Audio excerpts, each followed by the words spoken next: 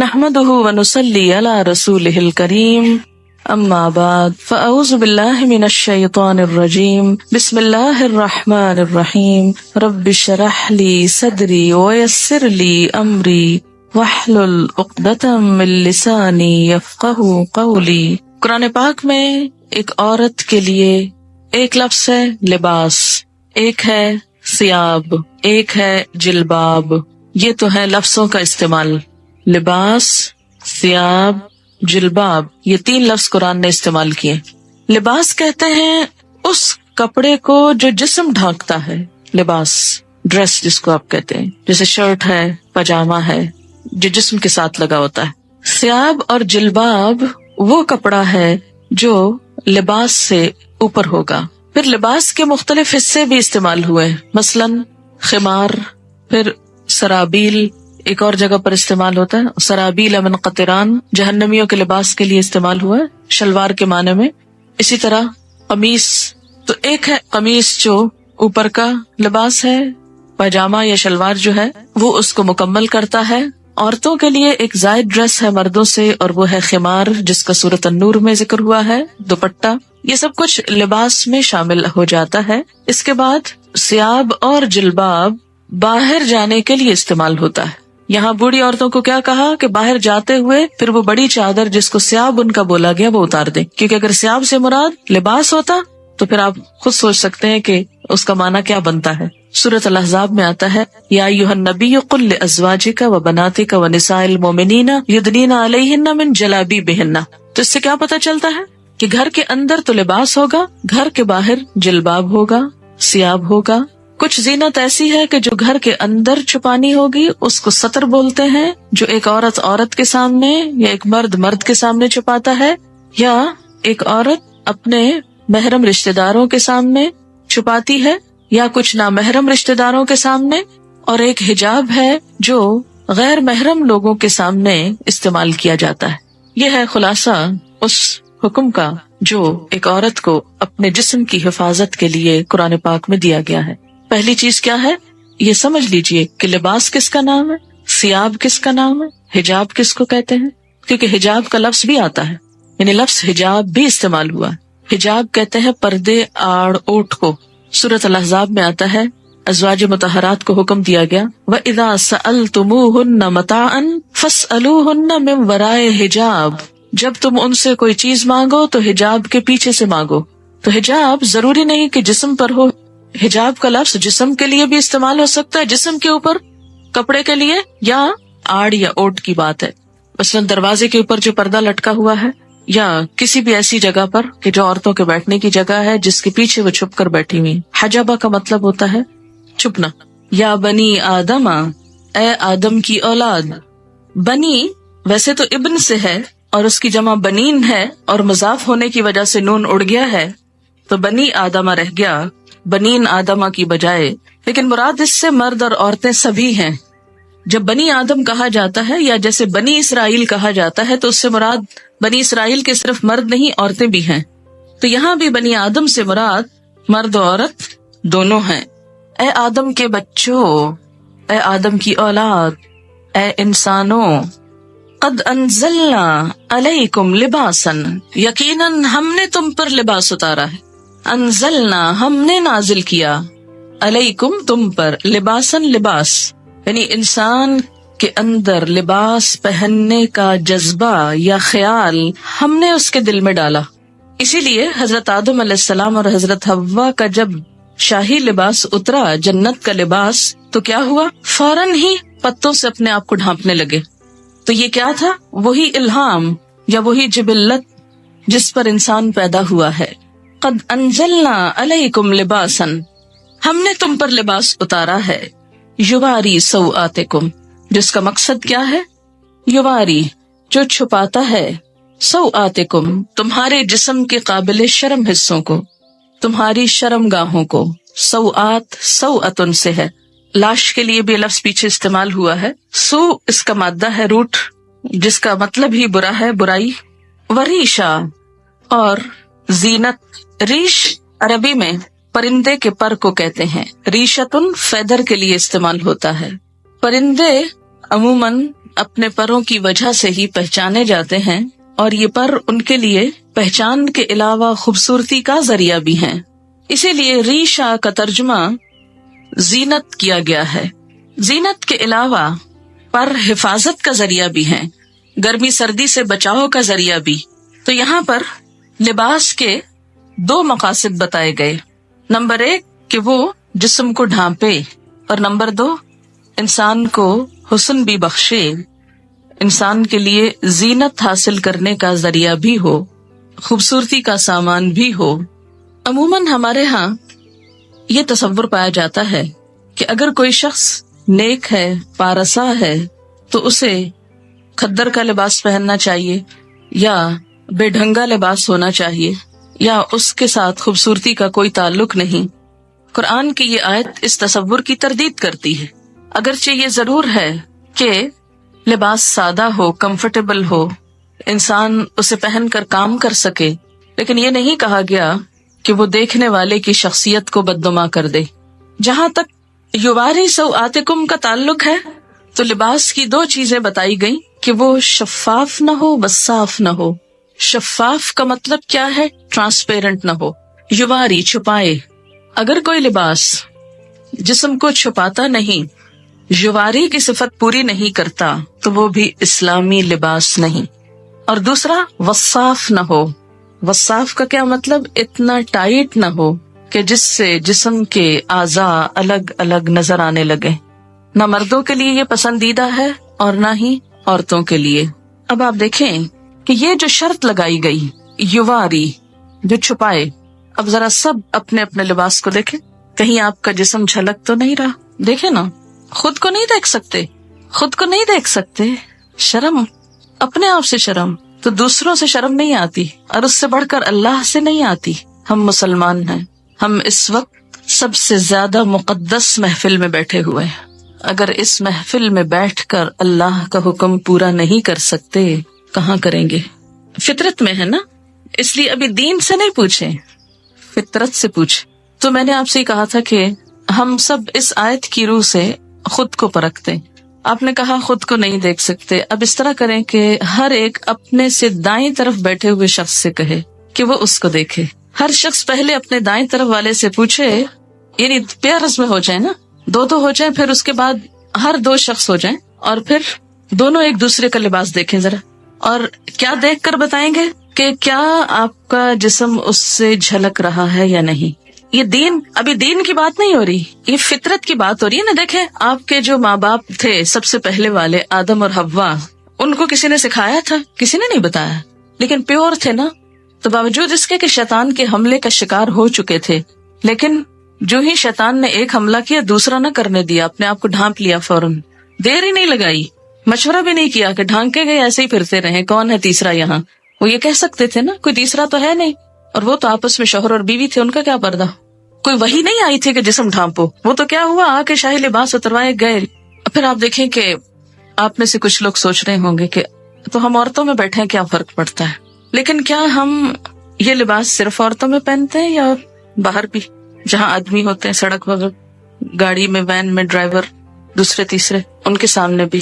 اور پھر تیسری چیز یہ کہ اسلام کی روح سے نہ پوچھیے نہ بتائیے، صرف فطرت کے اعتبار سے پوچھیے کہ گھٹنوں سے اوپر کا حصہ جو ہے نا، یہ خاص طور پر قابل شرم ہے نا، جس کو ران بولتے ہیں، اوپر کا حصہ، ٹانگ کے اوپر کا حصہ جو ہے، آپ دیکھیں کہ کیا یہ عورتوں کو بھی دکھانا چاہیے؟ نہیں، عورتوں کو بھی نہیں دکھا سکتے، پنڈلیوں کی حد تک خیر ہے، لیکن گھٹنا میں نی، جو نیز ہے آپ کے، اس سے اوپر عورت بھی نہیں دیکھ سکتی۔ اسی طرح پیٹ، کمر، یہ حصے، تو آپ اپنی اپنی لباس کو چیک کریں کہ کیا آپ کے بیٹھنے کے انداز سے، کیونکہ میں جب یہاں سے پڑھا رہی ہوتی ہوں نا، بعض اوقات میری نظر پڑ جاتی ہے اور پڑھانا میرے لیے مشکل ہو جاتا ہے، لیکن میں نے اتنے دن اس لیے خاموشی اختیار کی کہ میرا حکم آپ کیوں مانے؟ میں آپ پہ داروغہ نہیں بنا کے بھیجی گئی، معلم تو ہو سکتی ہوں لیکن داروغہ نہیں، پولیس مین کا کردار نہیں۔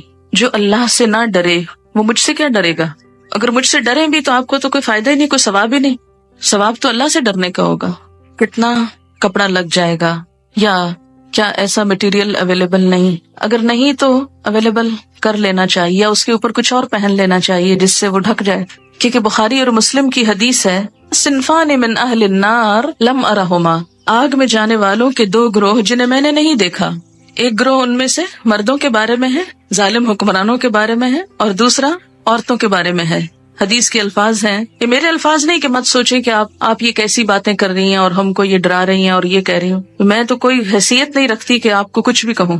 نبی صلی اللہ علیہ وسلم کے الفاظ ہیں، اور جو آپ پر ایمان لاتا ہے آپ کی بات کو بھی اسے ماننا چاہیے، ورنہ تو ماننے کا کوئی مقصد نہیں. اور اگر ہم چاہتے ہیں کہ قیامت کے دن آپ ہماری شفاعت کرائیں، آپ ہمیں حوض کوثر سے پانی پلائیں، حشر کے میدان میں جہاں اتنی گرمی ہوگی کہ ہر شخص، حدیث میں آتا ہے ہر شخص عطش پیاس کی رٹ لگائے ہوئے ہوگا، ہر شخص پسینے میں ڈوبا ہوا ہوگا، جس کی تھوڑی سی جھلک آپ کو ہلکی سی، اس سے 70 گنا 70 ڈگری ٹیمپریچر زیادہ کہہ لیں. سورج قریب ہوگا، کوئی چھت سایہ بھی نہ ہوگا سوائے رحمان کے عرش کے سائے کے، کہ جس کے نیچے مخصوص لوگ جا سکیں گے، ہر ایک نہیں پہنچ سکے گا وہاں.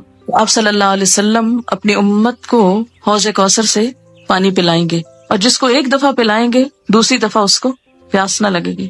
ہم اپنے اس لباس میں آپ کے سامنے جا سکتے ہیں؟ مثلاً سوچئے کہ جیسے تصور میں لائیے کہ نیچے آپ صلی اللہ علیہ وسلم تشریف رکھتے ہیں اور آپ لفٹ سے اترے ہیں، سیڑھیوں سے اترے، اور آگے آپ کی ملاقات ہو جاتی ہے ان سے، فیس کر سکتے ہیں ان کو؟ تو وہاں ان سے حوض کوثر سے پانی لے کے کیسے پیئیں گے اگر ایسے عمل ہوئے؟ آپ نے فرمایا نساء کاسیات عاریات، نساء عورتیں، کاسیات لباس پہنے ہوئے، کاسیہ کسوہ سے ہے، کاسیات عاریات، عاریہ عورت سے، عاریہ ننگی عریانی سے، ایسی عورتیں جو لباس پہن کر بھی ننگی ہوں گی، obviously یعنی جسم اس میں سے جھلک رہا ہوگا. نساء کاسیات عاریات رؤوسہن کاسمنۃ البخت، ان کے سر اونٹ کی کوہان کی طرح اونچے اٹھے ہوئے ہوں گے. ہیئر سٹائل کی طرف اشارہ ہے کہ ان کے سر اونچے اٹھے ہوئے ہوں گے. کس طرح؟ جیسے اونٹ کی کوہان اٹھی ہوئی ہوتی، کوہان اس کی ہم کو کہتے ہیں نا وہ ابھرا ہوا حصہ ہے.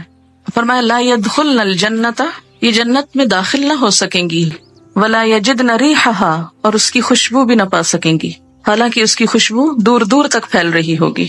تو قرآن کا یہ حکم ہمیں کیا بتاتا ہے کہ ہم ایسا لباس پہنیں جس سے ہمارے سطر ڈھک جائیں. اسی لیے ہمیں جو دعا سکھائی گئی لباس پہن کر وہ کیا ہے؟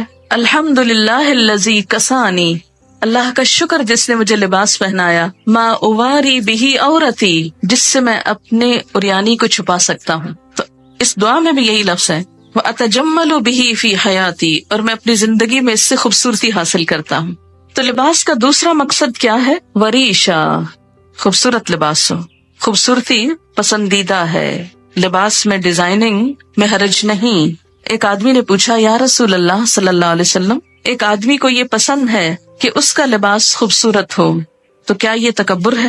آپ نے فرمایا ان اللہ جمیل، بے شک اللہ خوبصورت ہے، یحب الجمال، خوبصورتی کو پسند کرتا ہے. اللہ تعالیٰ خود خوبصورت ہے، خوبصورتی کو پسند کرتا ہے. تکبر تو حق کو نہ ماننے اور دوسروں کو حقیر سمجھنے کا نام ہے. تکبر کیا ہے؟ حق کو نہ ماننا، بات سمجھ بھی آ جائے قبول نہ کرنا. جیسے آج یہ بات ہوئی، اب آپ میں سے کچھ لوگ اپنے عمل کو بدل لیں گے اور کچھ پرواہ بھی نہیں کریں گے، کوئی نہ کوئی تعویل ڈھونڈ لیں گے. کسی کا تو کچھ نقصان نہیں اس میں، ان کا اپنا ہی ہے.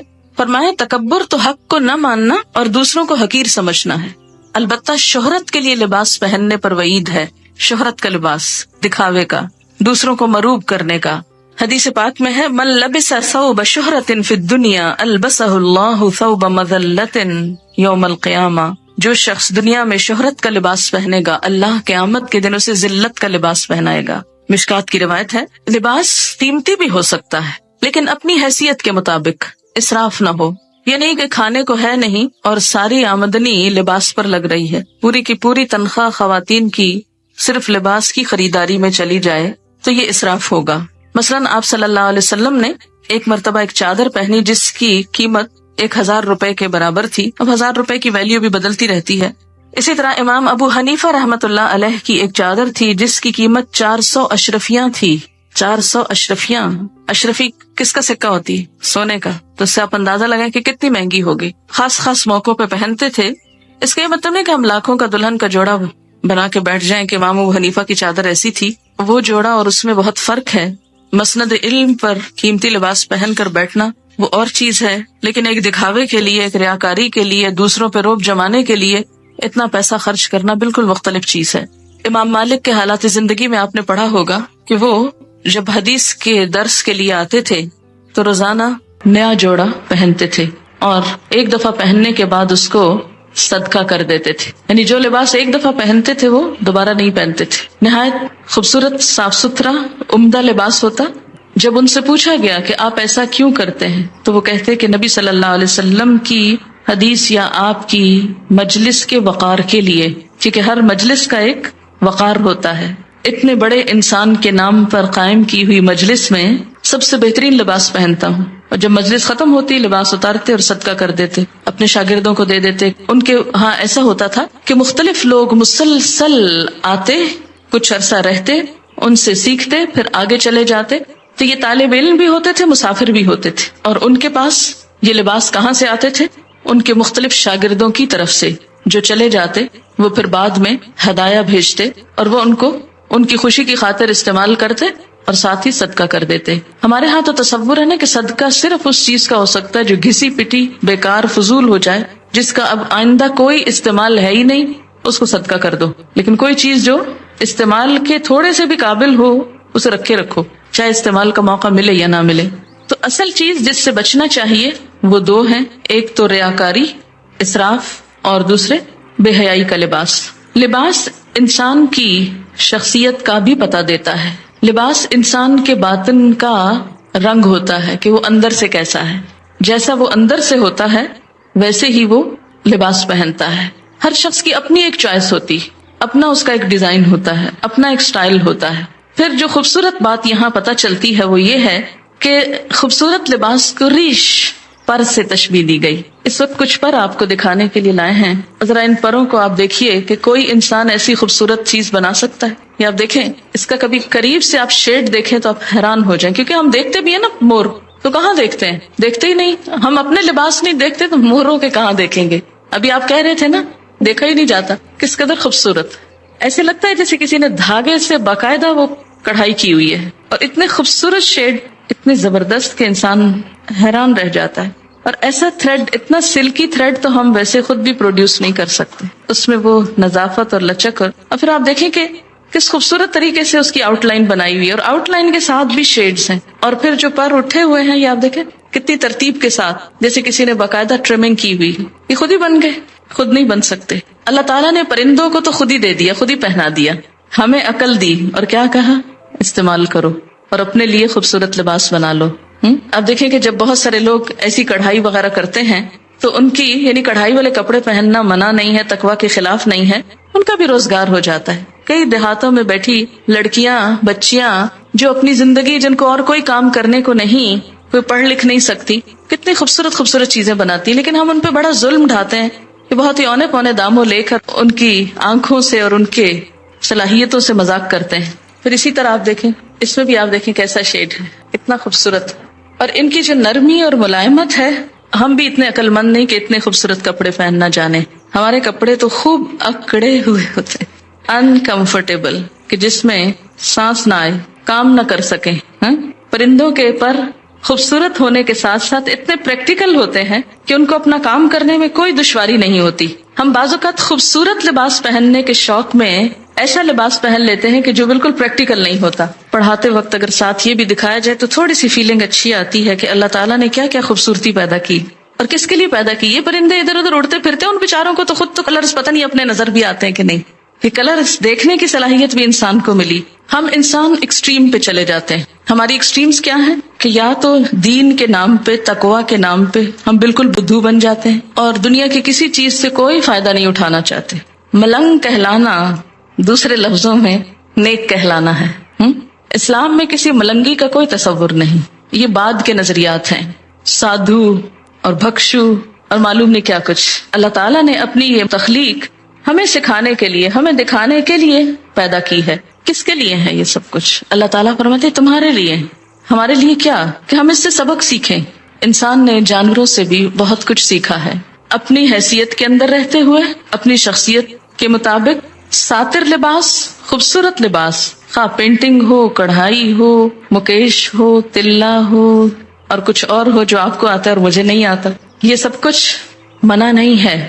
لیکن موقع کی مناسبت سے، حدود کے اندر رہتے ہوئے اور پہلی شرط مانتے ہوئے، یواری سواتکم، معلوم نہیں شیطان نے ہمیں کیوں سجھا دیا کہ ننگا ہونا زیادہ خوبصورتی ہے اور جسم کی نمائش کو خوبصورتی بنا دیا. سی تھرو کپڑے پہنانا زیادہ عقل مند کہلانے کا سبب سمجھایا، حالانکہ ایسا نہیں ہے. سارے جانوروں کے لباس اللہ نے خود ہی پہنا دیے اور وہ بےچارے ایک ہی ڈیزائن میں رہتے ہوئے دنیا سے چلے جاتے ہیں، جبکہ انسان کو ایک لباس نہیں دیا، اس کو سکن کلر دیا جس کے اوپر ہر خوبصورت چیز نمایاں ہو جاتی. آپ دیکھیں نا سکن کلر کا کارپیٹ ہو تو اس کے اوپر فرنیچر کتنا نکھرتا ہے. تو اسی طرح آپ کو اللہ نے سکن کلر کا جسم دیا جس کے اوپر خوبصورت رنگوں کے لباس، خوبصورت کڑھائیوں کے لباس آپ کے لیے حسن کا سبب ہے. یہی اگر آپ کی سکن بلو کلر کی ہوتی تو آپ کتنے لمیٹڈ کلرز پہن سکتے تھے، کیونکہ بلو کے اوپر ہر کلر پھر سوٹ نہیں کرتا. اسی طرح اگر آپ گرین ہوتے، سوچے نا تھوڑا سا، تو کیا نظر آتے. کتنی وسیع چوائس دی ہے اللہ نے آپ کو، ہم شکر نہیں کرتے، شکر نہیں بجا لاتے. اور آپ کو معلوم ہے کہ ایک پرندے پر تقریباً 10,000 مختلف قسم کے پر ہوتے ہیں. بعض پر اڑنے کے کام آتے ہیں، بعض جسم کے ساتھ ہوتے ہیں، اس کی شیپ نمایاں کرتے ہیں. اسی طرح فلفی ہوتے ہیں، نرم ہوتے ہیں، آرام دہ ہوتے ہیں. تو لباس بھی اگر آرام دہ ہو، نرم ہو، سلکی ہو، کمفرٹیبل ہو تو اس میں حرج نہیں، گناہ کی بات نہیں. ہاں، مردوں کے لیے سلک حرام قرار دی گئی، اگر ان کے لیے حلال ہوتی تو شاید عورتوں کے حصے میں بہت تھوڑی آتی. حدیث ہے آپ صلی اللہ علیہ وسلم جب کوئی نیا کپڑا پہنتے تو اس کا نام لے کر فرماتے کہ اللہ نے مجھے یہ عنایت فرمایا، اور پھر دعا پڑھتے اللہم لک الحمد انت کسوتنیہ اسألک خیر ما صنع لہ واعوذ بک من شرہ وشر ما صنع لہ. اے اللہ، تیرے لیے ہی سب تعریف ہے، جیسا کہ تو نے مجھے یہ کپڑا پہنایا، میں تجھ سے اس کی بھلائی اور اس چیز کی بھلائی کا سوال کرتا ہوں جس کے لیے یہ بنایا گیا، اور میں تیری پناہ چاہتا ہوں اس کی برائی سے اور اس چیز کی برائی سے جس کے لیے یہ بنایا گیا. ایک اور دعا ہے اللہم انی اسألک من خیرہ وخیر ما هو لہ واعوذ بک من شرہ وشر ما هو لہ. ترجمہ ہے اے اللہ، میں آپ سے اس کپڑے کی بھلائی کا اور یہ جس مقصد کے لیے ہے اس کی بھلائی کا سوال کرتا ہوں. جس مقصد کے لیے یہ کپڑا پہنا ہے اس کی بھی بھلائی کا سوال. کتنا خوبصورت ذہن موڑتا ہے نا اسلام اچھی طرف. کپڑا پہنو، کسی خاص اوکیزن کا کپڑا پہن رہے ہو، اور ہو سکتا ہے آپ کپڑے تو خوب پہن جائیں اور وہ سارا اوکیزن برباد ہو جائے، تو اس اوکیزن کے لیے بھی دعا مانگی جا رہی ہے. ساتھ ہی اگر آپ یہاں آنے سے پہلے یہ دعا پڑھیں تو اس سارے کام کی بھلائی کی دعا ہو جائے گی، اور اس کی برائی سے یعنی اس لباس کی برائی سے اور یہ جس مقصد کے لیے ہے اس کی برائی سے تیری پناہ چاہتا ہوں، تو آپ محفوظ بھی رہیں گے.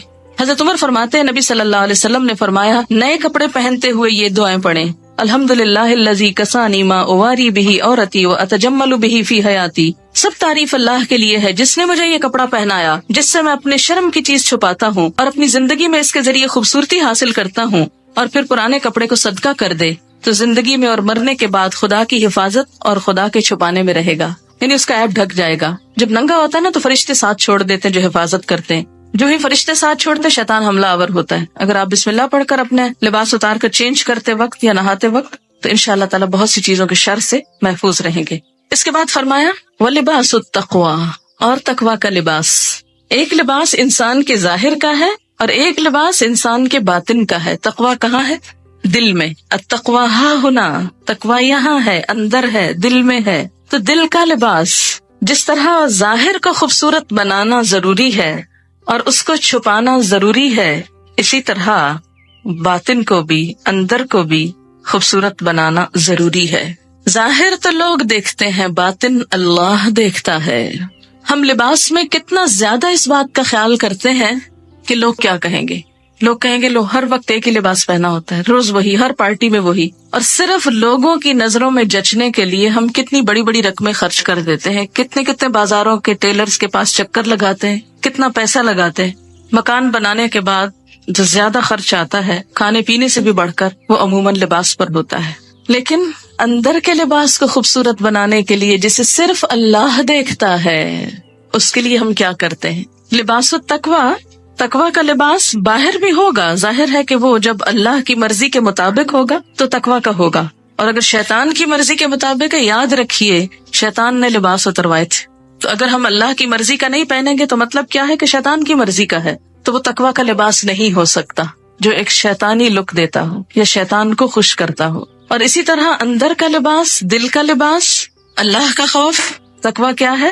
اللہ کا خوف، حق کو مان لینا، اپنے لیے اور دوسروں کے لیے ایک ہی معیار، خود کو بندہ سمجھنا، تواضع اختیار کرنا، یہ سب کچھ اندر کے لباس میں ہے. اپنے دل کو، اپنے اندر کو حسد، بغض، نفرت، عداوت سے پاک کرنا. وہ چیزیں جو ہم ظاہر نہیں کر سکتے اندر بھی جمع نہ کر کے رکھیں. آپ کسی سے نفرت کرتے ہیں، ظاہر نہیں کر سکتے تو کوشش کریں اندر سے بھی نکل جائے، اس پہ توجہ نہ دیں. پھر فرمایا ذالک خیر، یہ اچھا ہے، یہ زیادہ اچھا لباس ہے. ظاہری لباس پہ تو بہت وقت لگاتے ہو، توجہ دیتے ہو، اندر کے لباس کو بھی توجہ دو، اور یہ زیادہ اچھا ہے. جسے تقویٰ کا لباس مل گیا اسے سب کچھ مل گیا. لعلہم یذکرون، شاید کہ وہ نصیحت پکڑیں، شاید کے بات سمجھ جائیں. اللہ تعالیٰ یہ کیوں کہہ رہے شاید کے؟ یہ کیوں نہیں کہتے وہ ضرور مان جائیں گے، ضرور نصیحت قبول کریں گے؟ اللہ تعالیٰ سچ فرما رہے ہیں نا. شاید کے کیوں کہہ رہے ہیں شاید کے؟ اس لیے کہ ہم ہیں ہی ایسے کہ جن سے شاید ہی کی توقع ہے، شاید یہ کر لیں، ضروری نہیں کہ کریں. اور اللہ کو تو کوئی پرواہ نہیں، نہ بھی کریں، ہاں جانا اسی کے پاس ہے.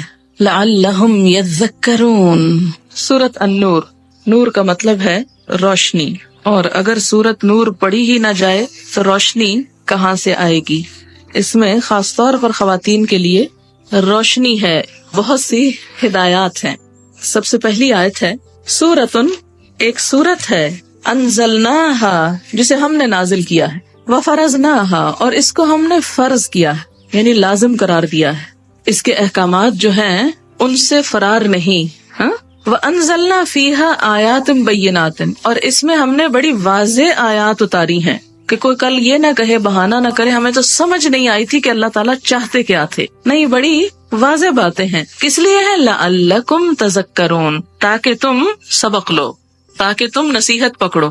یہ لفظی ترجمہ نصیحت پکڑو تاکہ تمہیں یاد دہانی ہو جائے. ذکر بمعنی یاد دہانی. قُلْ لِلْمُؤْمِنِينَ، کہہ دیجئے مومن مردوں کو، یغضوا، جھکا کر رکھیں، من ابصارہم، اپنی نگاہوں میں سے، ویحفظوا، اور حفاظت کریں، فروجہم، اپنی شرمگاہوں کی. ذالکا، یہ بات، ازکا لہم، زیادہ پاکیزہ ہے ان کے لیے. ان اللہ، بے شک اللہ تعالی، خبیرن، باخبر ہے، خبر رکھنے والا ہے، بما یصنعون، ساتھ اس کے جو کچھ وہ کر رہے ہیں. اس آیت میں مومن مردوں سے خطاب ہے اور اگلی آیت میں مومن عورتوں سے. آپ جانتے ہیں کہ قرآن پاک کے بہت سے احکام یا ایھا الذین آمنوا کہہ کر مردوں اور عورتوں کے لیے برابر طور پر کہہ دیے جاتے ہیں، لیکن وہ احکامات جن میں خصوصی تاکید کی ضرورت ہوتی ہے اور مردوں اور عورتوں کے حکم میں بھی کچھ فرق ہوتا ہے، ان کو الگ الگ بیان کیا جاتا ہے. جس کی ایک مثال تو یہاں سورۃ النور میں ہے،